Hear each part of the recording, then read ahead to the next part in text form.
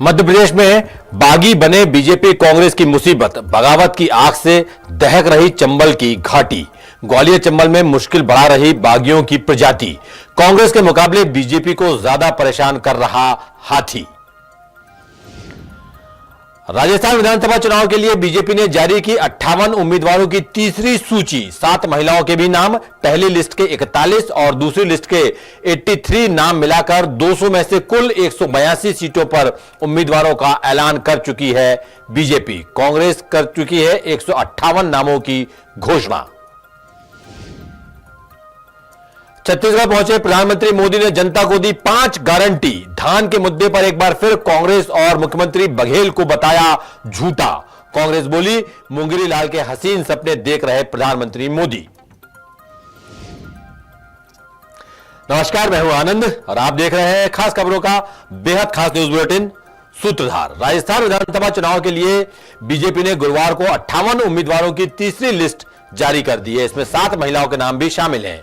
एक दिन पहले ही बीजेपी ज्वाइन करने वाले दर्शन सिंह, सुभाष मील और उदय लाल डांगी को भी टिकट मिल गया है। बीजेपी की पहली लिस्ट में 41 और दूसरी लिस्ट में 83 नामों की घोषणा पहले हो चुकी है और इस तरह बीजेपी 200 में से 182 सीटों पर उम्मीदवारों के नामों का ऐलान कर चुकी है। यानी अब बीजेपी को सिर्फ 18 और नामों का ऐलान करना है, जबकि उधर कांग्रेस के 44 नाम घोषित होना बाकी है।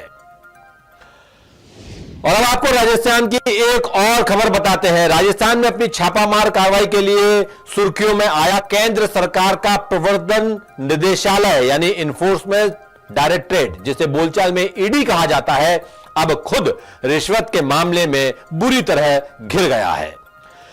दरअसल ईडी के एक अधिकारी को राज्य सरकार की एंटी करप्शन ब्यूरो यानी एसीबी विंग ने रिश्वत के मामले में धर दबोचा है। इससे पहले ईडी ने बुधवार को कांग्रेस प्रदेश अध्यक्ष गोविंद सिंह डोटासरा के दोनों बेटों अभिलाष और अविनाश को समन जारी कर पूछताछ के लिए दिल्ली मुख्यालय बुलाया है। उधर दूसरे ही दिन यानी बुधवार को यह सम्मन जारी किया गया और गुरुवार को यानी आज एंटी करप्शन ब्यूरो एसीबी की जयपुर यूनिट ने ईडी इंफाल के अधिकारी नवल किशोर मीणा और उनके सहयोगी कनिष्ठ सहायक उप पंजीयक बाबूलाल मीणा को 15 लाख रुपए की रिश्वत लेते हुए रंगे हाथों गिरफ्तार कर लिया है। चिटफंड केस में गिरफ्तार नहीं करने के एवज में ईडी के ये अधिकारी 17 लाख रुपए मांग रहे थे, ये एसीबी का आरोप है। एसीबी ने गुरुवार को 15 लाख रुपए लेते हुए ईडी के अधिकारी को ट्रैप किया है।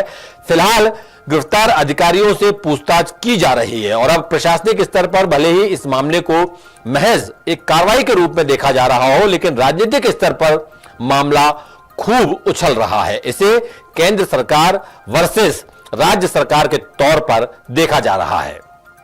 उधर ईडी से पहले ही परेशान चल रहे छत्तीसगढ़ के मुख्यमंत्री भूपेश बघेल ने तुरंत ही राजस्थान के इस मामले पर सोशल मीडिया प्लेटफॉर्म एक्स पर लिखा, जयपुर में अफसर ईडी का अफसर 15 लाख रुपए की रिश्वत लेते हुए गिरफ्तार हुआ है। इसीलिए मैं बार बार कह रहा हूं कि गलियों गलियों में घूम रहे इन ईडी अफसरों की गाड़ी की जरूर जांच की जाए। छापों की आड़ में कहीं ये कमल छाप के स्टार प्रचारक बनकर तो नहीं घूम रहे हैं। ये बात लिखी छत्तीसगढ़ के मुख्यमंत्री भूपेश बघेल ने एक्स पर। उधर डोटासरा के बेटों को ईडी के संबंध पर अशोक गहलोत कैबिनेट के मंत्री प्रदीप सिंह खाचरियावास की प्रतिक्रिया भी सामने आई है। गोविंद सिंह डोटासरा हमारी पार्टी के प्रदेश अध्यक्ष है। उनके परिवार पर या उन पर कोई भी आफत आएगी, कोई भी एजेंसी कार्रवाई करेगी तो पूरी पार्टी हम सब उनके साथ खड़े हैं।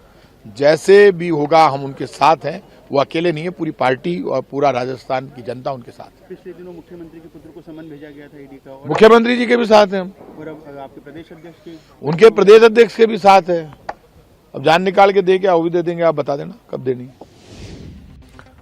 और इससे पहले ईडी ने पिछले दिनों मुख्यमंत्री अशोक गहलोत के बेटे वैभव गहलोत को भी फॉरेन एक्सचेंज मैनेजमेंट एक्ट यानी फेमा से जुड़े मामले में दिल्ली बुलाया था और 30 अक्टूबर को उनसे लगभग 7 घंटे की लंबी पूछताछ की थी। अब ईडी के अधिकारी पर एसीबी की कार्रवाई को लेकर राजनीतिक गलियारों में कई तरह की चर्चाएं शुरू हो गई हैं। अब ये देखना बेहद दिलचस्प होगा कि कांग्रेस इस मुद्दे को कैसे भुनाती है और बीजेपी इस पर क्या रुख अख्तियार करती है।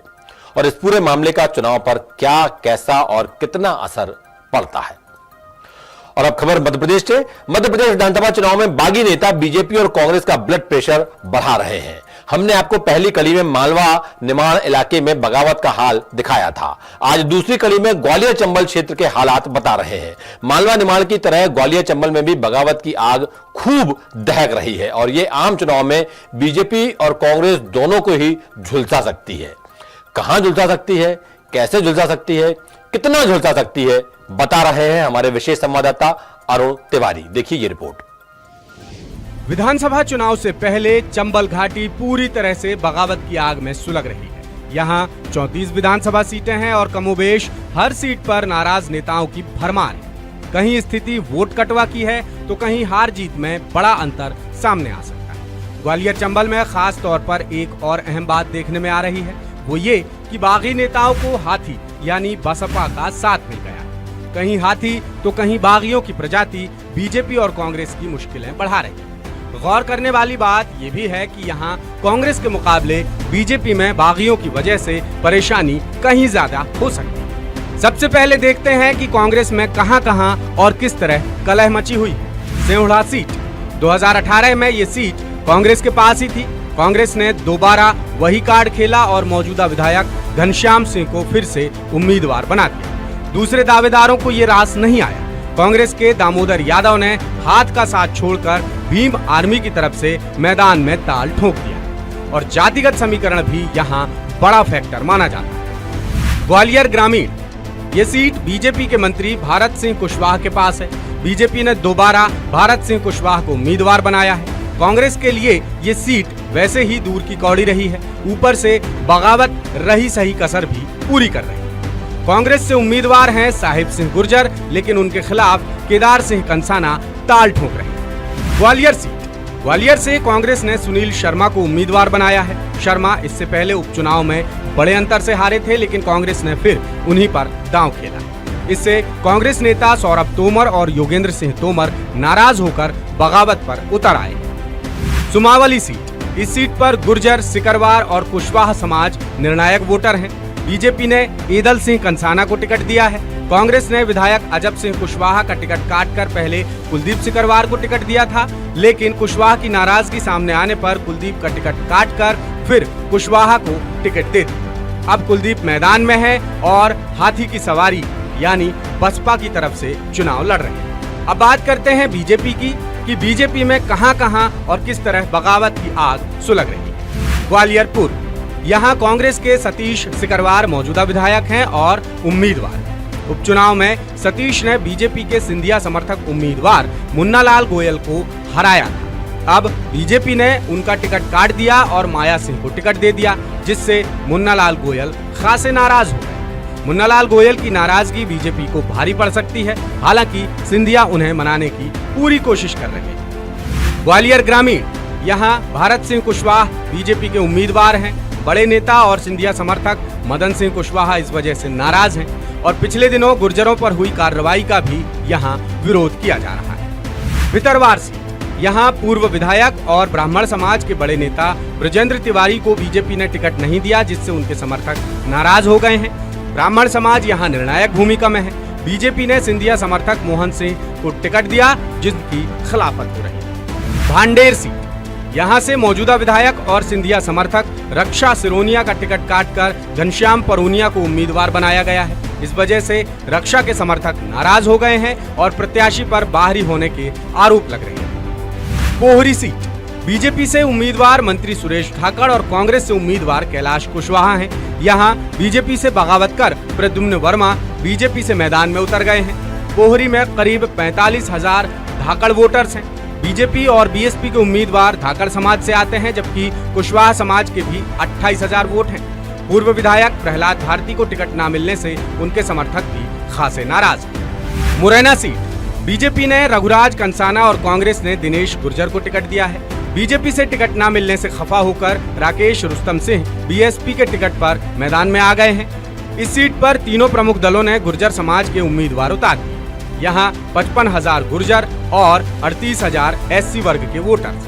बीजेपी नेता दिनेश गुर्जर भी बीएसपी में शामिल हो गए। अटेर सीट, यहाँ से बीजेपी के मंत्री अरविंद सिंह भदौरिया और कांग्रेस से हेमंत कटारे उम्मीदवार हैं। यहाँ पर बीजेपी से नाराज होकर मुन्ना भदौरिया बीएसपी के टिकट पर मैदान में उतर गए हैं। बीजेपी से सत्येंद्र भदौरिया भी नाराज हैं। यहाँ पर ब्राह्मण और ठाकुर वोटर्स जीत का फैसला करते हैं। भिंड में बीजेपी ने नरेंद्र सिंह कुशवाहा और कांग्रेस ने राकेश चौधरी को टिकट दिया है। पिछले चुनाव में बीएसपी के संजीव कुशवाहा जीते थे, बाद में वो बीजेपी में शामिल हो गए, लेकिन उन्हें बीजेपी ने टिकट नहीं दिया। अब संजीव फिर से बीएसपी से मैदान में है। ब्राह्मण और ठाकुर वोटर्स यहाँ पर खासा असर रखते हैं। लाहौर सीट कांग्रेस ने 7 बार के विधायक और नेता प्रतिपक्ष डॉक्टर गोविंद सिंह और बीजेपी ने अम्बरीश शर्मा को टिकट दिया है। बीजेपी से बगावत कर पूर्व विधायक रसाल सिंह बीएसपी से मैदान में उतर गए हैं। यहाँ संघर्ष त्रिकोणीय हो गया है और ब्राह्मण वोट यहाँ पर निर्णायक। त्रिकोणीय संघर्ष में बीजेपी को नुकसान ज्यादा है। अम्बरीश पिछली बार बीएसपी से और रसाल सिंह बीजेपी से चुनाव लड़े। चौरा सीट यहाँ बीजेपी ने सूबेदार सिंह रजोधा और कांग्रेस ने पंकज उपाध्याय को मैदान में उतारा है। यहाँ बीएसपी से सोनेराम कुशवाहा मैदान में है और ब्राह्मण, क्षत्रिय और कुशवाहा वोटर्स यहाँ बड़ी संख्या में। उम्मीदवार के कारण धाकड़, कुशवाहा और ब्राह्मण समाज बीजेपी से नाराज है। कोलारस सीट बीजेपी ने महेंद्र यादव और कांग्रेस ने बैजनाथ यादव को मैदान में उतारा है। बीजेपी से नाराज होकर नवल धाकड़ बीएसपी से चुनाव में उतरे हैं। यादव समाज के वोटर्स यहाँ 35,000 हैं और धाकड़ समाज के वोटर्स की संख्या है 30,000। इसके अलावा श्योपुर, विजयपुर, सबलगढ़, अंबाह, पिछौर, राधौगढ़, अशोकनगर, चंदेरी और मुंगावली में भी बीजेपी नेताओं में खासी नाराजगी पनप गई है। और अब बात करते हैं छत्तीसगढ़ की। छत्तीसगढ़ की राजनीति पिछले 2 दिनों से एक ही मुद्दे के आसपास घूम रही है और वो मुद्दा है धान खरीदी का मुद्दा। गुरुवार को यानी आज प्रधानमंत्री मोदी की कांकेर में हुई चुनावी सभा में एक बार फिर यह मुद्दा जमकर उछला, या कहें मोदी जी ने जानबूझकर उछाला। मोदी ने धान के साथ सम्मान का मुद्दा भी उठाया और कांग्रेस को जमकर घेरा। मोदी ने छत्तीसगढ़ की जनता को 5 गारंटियां भी दी हैं। भ्रष्टाचार के मुद्दे के साथ मुख्यमंत्री बघेल को भी आड़े हाथों लिया है, लेकिन कांग्रेस ने धान के मुद्दे को फिर से सिरे से नकार दिया है। अब किसानों से जुड़े इस गर्मागर्म मुद्दे पर आखिर क्यों दोनों ही पार्टियां झूठ बोलने का आरोप एक दूसरे पर लगा रही हैं? देखिए रायपुर से हमारे संवाददाता शिवम दुबे की ये रिपोर्ट। कांग्रेस के नेता कैसे झूठ बोलते हैं, इसका उदाहरण धान की खरीद भी है। बीते 5 साल में कांग्रेस सरकार की नाकामी देखी है। गरीब की चिंता भाजपा सरकार की प्राथमिकता है। मोदी की गारंटी यानी हर गारंटी पूरा करने की गारंटी।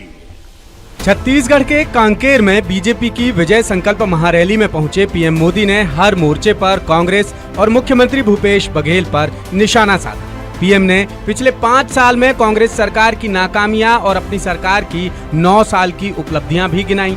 साथ ही धान bonus, PM Awas Yojana, तेंदुपत्ता bonus को लेकर गारंटी भी दी।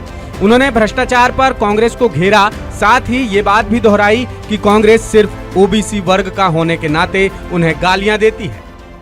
इन 5 वर्षों में कांग्रेस के नेताओं के बच्चों और उनके रिश्तेदारों को ही फायदा हुआ है।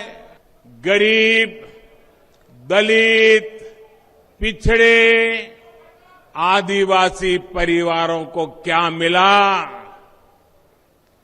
छत्तीसगढ़ के लोगों को कांग्रेस ने टूटी फूटी सड़कें दी है।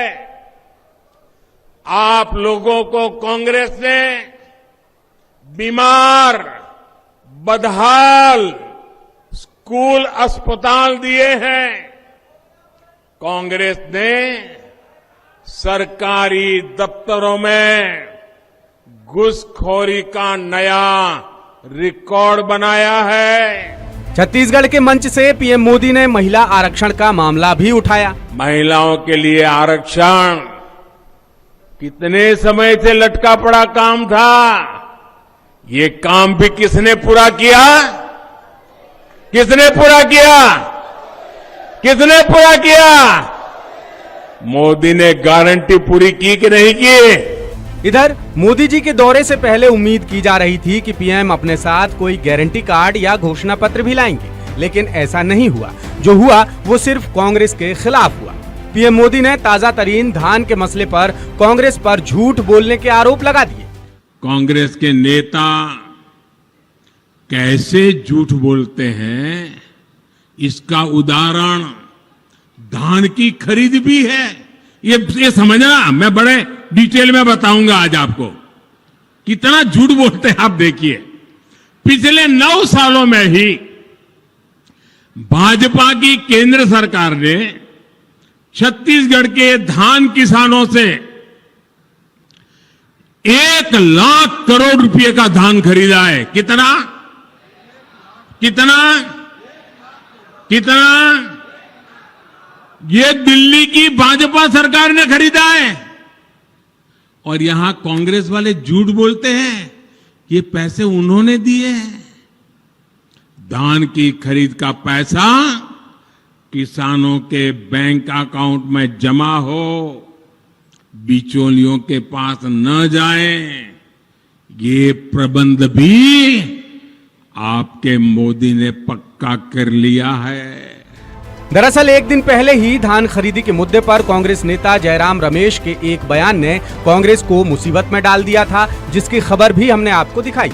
उसके बाद पीएम मोदी के हमले ने कांग्रेस को जरा भी संभलने का मौका नहीं दिया। लाखों करोड़ के घोटाले करके कांग्रेस ने काली कमाई से अपनी तिजोरी भर ली थी, लेकिन अब 10 साल से कांग्रेस केंद्र सरकार में नहीं है। ऐसे में कांग्रेस की तिजोरी खाली हो रही है और इसलिए जहां जहां राज्य में कांग्रेस की सरकार है, वहां के लोगों को ये कांग्रेस अपने राजनीतिक स्वार्थ के लिए गरीब से गरीब लोगों को लूट रही है। छत्तीसगढ़ जैसे राज्य में से लूट चलाई जा रही है। मोदी जी के जुबानी हमले के बाद कांग्रेस ने आनन फानन में प्रेस कॉन्फ्रेंस की और पीएम मोदी पर झूठ बोलने और मुंगेरी लाल के हसीन सपने देखने के आरोप लगाते हुए कुछ सवाल दाग दिए। प्रधानमंत्री झूठे ही नहीं है, मुंगेरी लाल के हसीन सपने भी देखते हैं। प्रधानमंत्री ने आज फिर से एक बार उसी सफेद झूठ को दोहराया जो भारतीय जनता पार्टी के नेता बार बार दोहराते हैं, प्रधानमंत्री खुद भी दोहराते हैं। प्रधानमंत्री ने कहा कि केंद्र सरकार धान खरीदती है। प्रधानमंत्री जी, यदि केंद्र सरकार धान खरीदती है तो उसके लिए आपने क्या वित्तीय बजट का आपने उसके लिए क्या बजटीय प्रावधान किया है? कितने का बजट आपने निर्धारित किया था कि छत्तीसगढ़ में जो धान खरीदी इस वर्ष होगी उसके लिए केंद्र सरकार ने इतने करोड़ का बजट निर्धारित किया है। छत्तीसगढ़ में पिछले 5 साल में आपकी सरकार ने धान खरीदा है, तो आपने कब कब किसानों के खाते में धान खरीदी का पैसा डाला? आप इसको बताइए, सार्वजनिक करिए। और एक महत्वपूर्ण बात बताइए कि छत्तीसगढ़ में किस संस्था के माध्यम से केंद्र सरकार धान खरीदती है? अब छत्तीसगढ़ में 7 नवंबर को वोटिंग का पहला चरण है, यानी वोटिंग में अब 1 हफ्ता भी नहीं बचा है।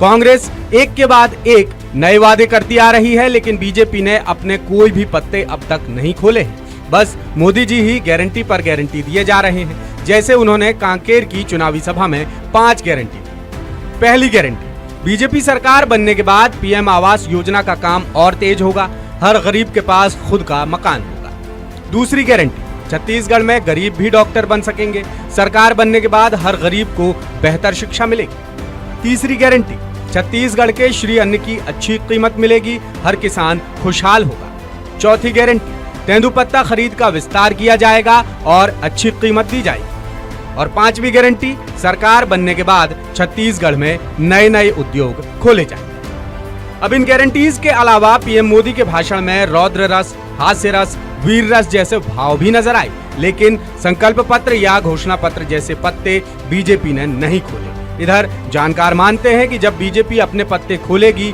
तभी जनता के रुख का अंदाजा लगाना आसान हो पाएगा। लेकिन फिलहाल छत्तीसगढ़ की सियासी गलियारों में सिर्फ यही बात गूंज रही है कि धान खरीदी का पैसा आखिर किसने दिया।